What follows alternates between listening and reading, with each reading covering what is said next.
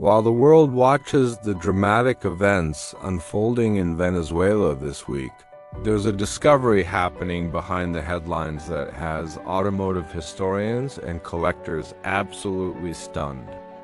As U.S. soldiers enter abandoned properties during security sweeps, they're not just finding what they expected, they're uncovering automotive time capsules that tell a forgotten story of the relationship between America and Venezuela. And today we have exclusive access to what might be the most symbolic find of all.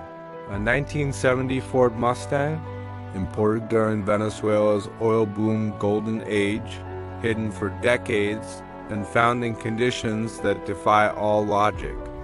Now, I want you to picture this, 1970, while America was grappling with Vietnam War protests. Venezuela was living its moment in the sun. Oil was worth its weight in gold, and Venezuelan businessmen were importing America's most coveted cars as symbols of their success. Among them, a Mustang Mach 1 that crossed the Caribbean straight from Detroit to Caracas. But what no one could have imagined is that 56 years later, this same car would be discovered by U.S. soldiers in circumstances that feel straight out of a spy movie. Here's what this discovery reveals about preservation in times of crisis. When everything around you collapses, what you choose to protect says everything about your deepest values. And this Mustang isn't just a car. It's just a silent witness to an era when Venezuela was called Heaven's branch office in Latin America. In the next 15 minutes, you'll see how a symbol of the American dream survived Venezuela's collapse. Understand why this car is worth over $1 million today, and discover the human story behind the machine that refused to die. How did a classic 1970 Ford Mustang, a symbol of American muscle, end up hidden in a secret garage in Venezuela, only to be rediscovered in 2026? This story is more than just about a car. It's a journey through history, politics, and a family's lost legacy. To unravel this mystery, we have to travel back to the 1970s, a decade of wild contradictions. While the world was grappling with the 1973 oil crisis, Venezuela was literally swimming in money. OPEC hiked oil prices, and with some of the world's largest reserves, Venezuela's wealth exploded overnight. This era was known as Venezuela Saudita. The elite businessmen, politicians, and affluent families were in a race to display their newfound status. And nothing screamed success louder than a powerful American car, imported directly from the United States. Our story's hero, a 1970 Ford Mustang Mach 1, arrived that very year. It was special ordered by an ambitious oil executive named Carlos Mendoza. This wasn't just any Mustang. It was a top-of-the-line Mach 1, boasting a massive 351 Cleveland V8 engine, a 4-speed manual transmission, and painted in the head-turning grabber orange, the hottest color of the year. Carlos paid what would be over $50,000 in today's money for it, an absolute fortune back then. This car wasn't just transportation. It was his crown jewel, a gleaming trophy signifying that he had made it to the very top in a nation that seemed destined for endless prosperity. But here's a detail that many people miss. This import wasn't just about showing off. It was a physical symbol of the incredibly strong ties between the United States and Venezuela at the time. Venezuela was America's third largest oil supplier, and in return, Americans were the biggest buyers of Venezuelan oil. It was a relationship of deep mutual dependence. Cars like this Mustang weren't just vehicles. They were pieces of America on Venezuelan soil, tangible promises that the good times would roll on forever. For Carlos, his Mach 1 was more than metal and rubber. It was a pact, a belief in a shared, prosperous future. But as we know, history had very different plans.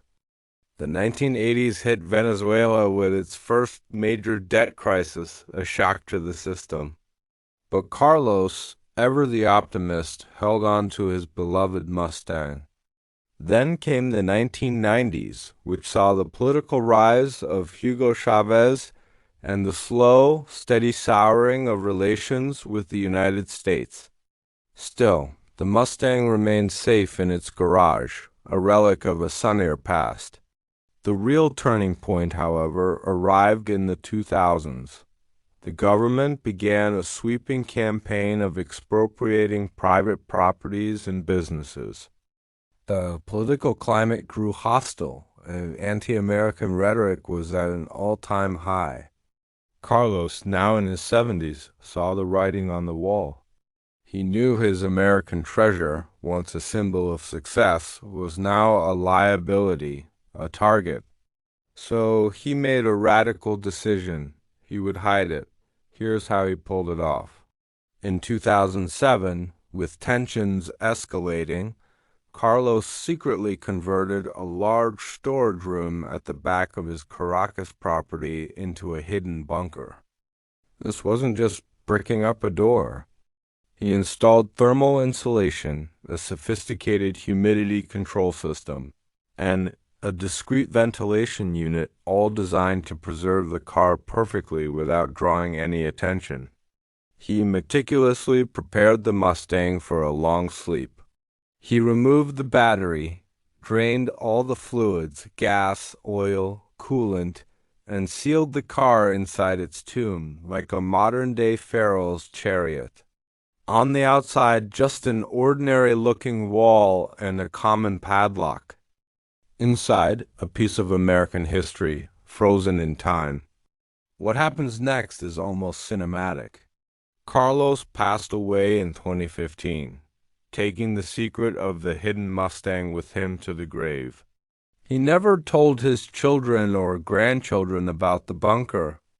His family, facing the deepening economic crisis that was strangling the country, eventually made the difficult decision to abandon the property and flee Venezuela. The house was left to decay, and the Mustang remained in the dark untouched, while the nation around it collapsed. Hyperinflation, devastating food shortages, the breakdown of public services, and in the midst of all this chaos, a vibrant symbol of American capitalism and Venezuelan prosperity waited silently. It waited for nearly 2 decades, until January 2026. In the aftermath of a hypothetical U.S. intervention, a unit of American soldiers is conducting post-invasion operations. They are tasked with clearing abandoned properties, looking for weapons, intelligence, or hidden threats. This is where our story takes its most ironic and incredible turn. A young lieutenant, Mike Rodriguez, a classic car enthusiast since he was a kid, was leading a routine sweep of the dilapidated Mendoza property. As his team moved through the dusty, forgotten rooms, something caught his eye, a strangely placed storage shelf against a back wall. His men were ready to move on, but Rodriguez sensed something was off. The wall behind the shelf looked newer, the construction different from the rest of the old house. A gut feeling. He ordered his men to force the door open. As the door creaked open, they weren't met with the sight of weapons or hidden documents. Instead, they were greeted by a smell. A distinct, unmistakable aroma that none of them expected. The rich scent of aged leather, old oil, and stale gasoline. It was the perfume of a perfectly preserved classic car. The scene that unfolded under their flashlight beams was surreal. The grabber orange paint of the 1970 Mustang glowed with a brilliance that looked like it had just rolled off the dealership lot. It was covered in a thick layer of dust, but underneath it was pristine. Lieutenant Rodriguez, who had spent his teenage years in Texas restoring a 1968 Mustang with his father, knew exactly what he was looking at. His voice, usually all business, was filled with hushed admiration as he keyed his radio. "Command, this is Rodriguez. We found something unexpected. It's a 1970 Mach 1, original condition. Looks like it has less than 10,000 miles on the odometer. But here's the detail that elevates this from a cool discovery to a historically significant find. Inside the car, they found a trove of documentation. The original 1970 import invoice from Ford, the owner's manual printed in Spanish, a photo album with faded pictures of a smiling Carlos Mendoza posing proudly with his new car, and most incredibly, a meticulously kept logbook with maintenance records for every oil change and tune-up, right up until 2007. This wasn't just an old car.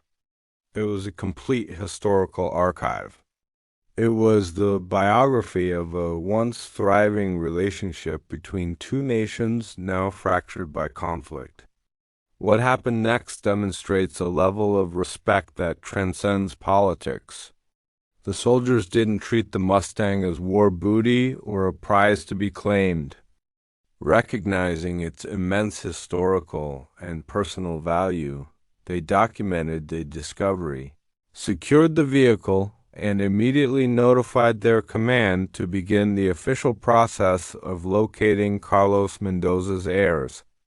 They understood that they had stumbled upon something that didn't belong to governments or armies, but to human history, to a family story. To truly grasp the significance of this find, we need to understand what 56 years of secret preservation really means for a car like this. The value isn't just in the metal. It's in the story it tells, a story of ambition, pride, fear, and ultimately preservation against all odds. This Mach 1 is more than just a survivor. It's a time capsule from a lost world, a powerful reminder of a shared past and the surprising ways history can be rediscovered. Thank you for watching. If you enjoyed this story, don't forget to like, subscribe, and hit that notification bell for more incredible automotive histories. Let's talk numbers, because this is where the story gets even more extraordinary. A 1970 Mustang Mach 1 in original condition with less than 10,000 miles in the U.S. is worth between $150,000 and $250,000. But this isn't just a Mustang. It's a Mustang with a documented survival story in Venezuela. And that adds a premium that experts estimate at 30 to 50%. Why? First, narrative scarcity. How many 1970 Mustangs do you know that were hidden during a country's collapse and discovered by U.S. soldiers? Exactly. Second, preservation in adverse conditions. Venezuela has a tropical climate, heat, humidity, ideal conditions for rust. The fact that this car is virtually corrosion-free shows Carlos's extraordinary care. Third, complete documentation. In a country where records were lost in the crisis, having original paperwork from 1970 is almost miraculous.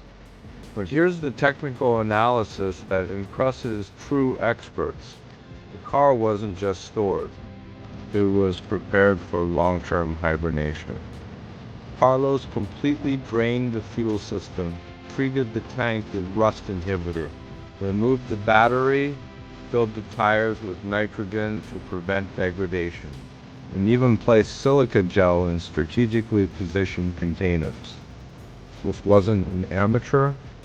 This was someone who researched deeply how to preserve a classic car. The result? The leather seats haven't cracked. The paint retains 90% of its original gloss. The chrome is pitting free. Current estimated market value? Between $300,000 and $400,000 for the right collector. But its true value goes beyond financial. It's a historical artifact that tells a story history books can't capture. And this story connects directly to a pattern we've been observing in our previous discoveries. This Venezuelan discovery connects directly to our Argentine case from last week. Both are about American cars preserved in Latin American countries during periods of isolation, but with crucial differences. The Argentine Falcon was preserved through continuous production, a fable of industrial stubbornness. The Venezuelan Mustang was preserved through individual concealment, a story of personal protection against larger forces. Here's the pattern we're identifying. In times of crisis or isolation, objects with deep emotional meaning have a better chance of survival. In Argentina, it was national pride keeping a factory open. In Venezuela, it was personal love for an object hiding it from the world. Both methods created time capsules, but of different natures. The Falcon represents institutional preservation. The Mustang represents personal preservation. This distinction is important for understanding how value is created and maintained. In our globalized world, we tend to think of preservation as something institutional: museums, public collections, official records. But these stories show that the most resilient preservation often happens at the individual, personal, almost secret level. While governments fall and economies collapse, individuals continue protecting what they love, thus creating alternative archives of history. And this leads me to a question I want to ask you. What are you preserving in your life that could become a time capsule for the future? It doesn't have to be a $1 million car. It could be photographs, documents, objects with stories. Because what these discoveries teach is that the most powerful preservation often starts with an individual decision to protect something against all odds. So, what's the final lesson from an American Mustang that survived 56 years in Venezuela? It's that real value isn't just in rarity or condition, but in the story of resilience an object carries. This car witnessed the rise and collapse of a nation, survived radical political changes, and emerged as a symbol not of conflict, but of human persistence. And at a moment of tension between the US and Venezuela, it reminds us that beneath politics, there are always human stories connecting countries and cultures. If this story of preservation against all odds resonated with you, hit subscribe and turn on notifications. Because in our next episode, we're going to explore an even more unlikely discovery. A car that survived not by being hidden, but by being completely forgotten in a place where no one thought to look. It's the beautiful full circle of time capsule automotive. Sometimes things survive because we love them. Sometimes because we protect them perfectly. And sometimes just because we forget about them completely. Which preservation story speaks most to your experience?